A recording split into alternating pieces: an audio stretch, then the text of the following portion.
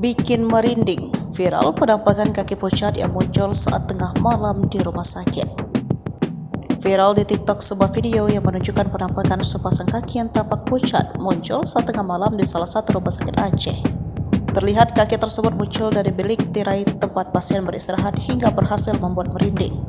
Penampakan kaki pucat itu langsung viral di media sosial usai diunggah oleh salah satu akun TikTok pada Selasa, 12 Desember 2023.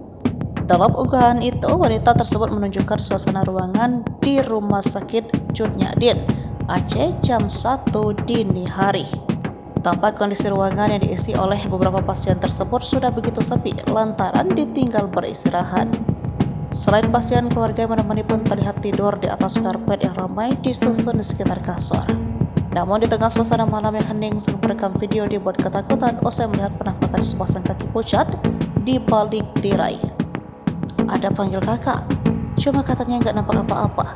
Padahal di video jelas nampak ada. Kakak nggak jelas lihat, mungkin karena tiba-tiba dibangunin, jadi mata agak buram kali, paparnya. Kedua kaki pucat itu terlihat masih menampak ke lantai meski tak bergerak sedikit pun. Video tersebut lantas viral dan menuai beragam komentar dari para warganet.